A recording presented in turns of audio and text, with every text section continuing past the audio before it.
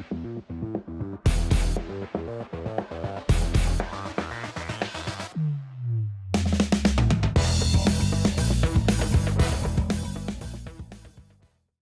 everyone, welcome back to the channel. Thanks for tuning back in for another episode. Today I've got a good question from a subscriber that I would like to talk about, and it's one that I've gotten multiple times since I started the channel about a year ago, and it has to do with the difference in rattles in crankbaits. So specifically, when do you throw a rattling crankbait versus a non-rattling crankbait? Like here I've got, this is a Berkley Frittside.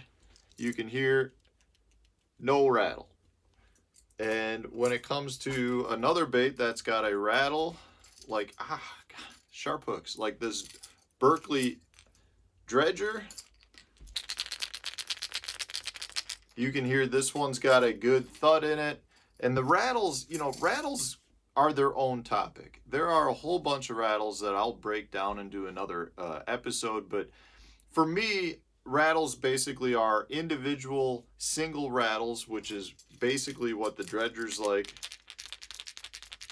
You can hear that one big BB just bouncing around in there versus, say, a multi-BB rattle chamber like a rattle trap that just has a whole pile of them and just makes a super loud noise. That's a whole nother topic as to when you use one versus the other. Today, we just want to talk about when you would throw something like the non-rattling Frittside versus the rattling Berkley Dredger. And to me, it comes down to a couple of things. I don't know that there's ever truly a right or wrong answer. I think a lot of it comes down to fish mode, fish activity levels, as well as all the different surrounding conditions that are going on. So, there may be a time period, like for instance, I prefer to throw non-rattling baits in cooler water temperatures. So I'm talking like probably the mid 50s or lower. To me, I think that you're much better off with a non-rattling bait than a rattling bait. But having said that, there's lots of times you can catch a lot of fish on a rattling bait in cold water temperatures. If the fish are active or they're just triggered for whatever reason, or you've got the right sound, it can make a difference. But in general, for me, I think if you're fishing cold water, you're better off with a non-rattling bait, which is one reason why I think, we've seen baits like this Frittside or the Rapala Shad Rap. Those are non-rattling baits that really do excel in cooler water temperatures. It's just one of those things. Whereas, for me, a bigger, louder bait like the Dredger is definitely a better bait when I'm fishing in the summer periods. If I'm ledge fishing and the fish are more in an active mode, or you need to trigger them because they're out there in a school of fish and you got to trigger one, a lot of times that sound can do something to create a reaction strike. And that's one reason why if I'm fishing ledge fish that have not been super heavily pressured, I do like a bait that doesn't have a rattle in it. Now that leads me into one of my other criteria.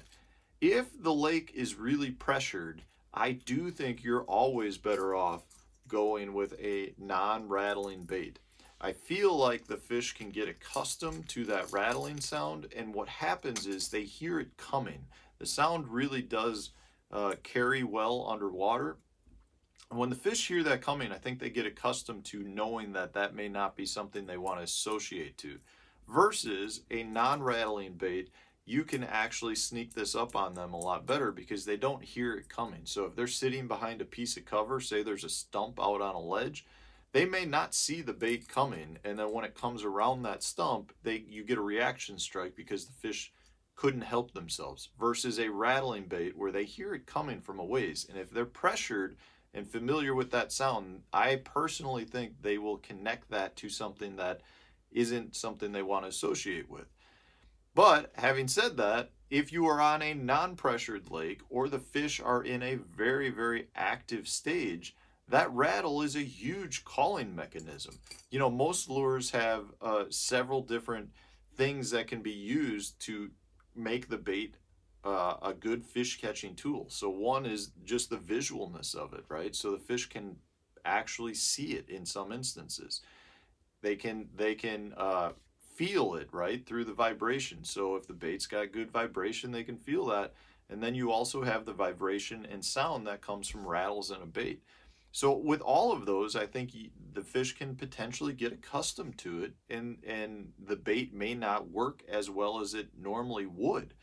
But having said that, if you're at a lake that is not that heavily pressured, I think you're probably better off using that third calling mechanism of sound. You know, that's something the fish will come and look at, especially with smallmouth and spotted bass. A lot of times they are just curious about what that is and will go to it. And then at that point, once they're drawn to it, I think you've got a better chance of getting them to bite through other reaction mechanisms, or just the fact that now they're right on your bait tracking it.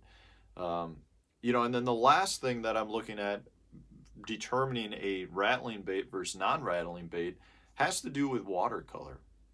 You know, based on those other mechanisms that I was talking about that the bait provides, the vibration and the look and the actual sound, if I'm fishing dirty water, I think the sound is a good thing because it allows the fish to find that bait. I think in a lot of instances, if you're using a silent bait, especially ones that are maybe not as tight as wide wobbling like a Frittside or a Shad Rap, those fish don't have as much time to track the bait and find the bait and actually hit the bait.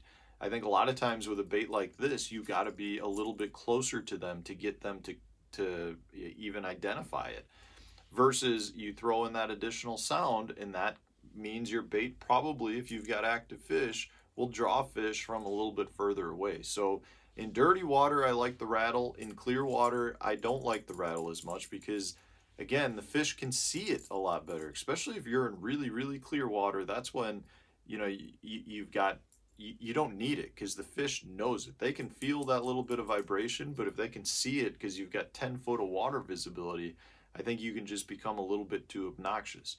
But again, guys, these are all just kind of baseline guidelines that I follow versus, you know, that there's a hard cut and dry rule, because there are times in clear water if the fish are absolutely on fire. It's, you know, a front's coming in and the fish are feeding, or it's low light conditions. Yeah, you know, a rattling bait can definitely work wonders. You know, rattle trap style baits, lipless baits that create more noise than probably most baits work in clear water. I'm not saying they don't, but what I'm saying is there are times when I think you might want to use a silent lipless in those situations, because I think it will get you more bites. And I think there are times where one excels over the other. It's just the same thing here with the rattle versus non-rattle crankbaits. But again, it's something that, you know, it comes down to confidence, guys. That's kind of what I use. It's not, you know, there's no hard and fast rule. You may completely disagree with that, but I do think almost more importantly or as important as rattling versus non-rattling is figuring out the right rattling sound as well, because all baits don't create the same sound. And I think you can have one rattle that really draws them in and one rattle that scares them off in the same situation. But we'll get into that in another topic. Thanks for watching, guys. I hope this answers your question. I hope this helps you out and makes you feel a little bit more confident on the water when it comes to choosing the right crankbait. If it does, hit the like button, share it on your social media pages, and stay tuned for tomorrow's video. Thanks for watching.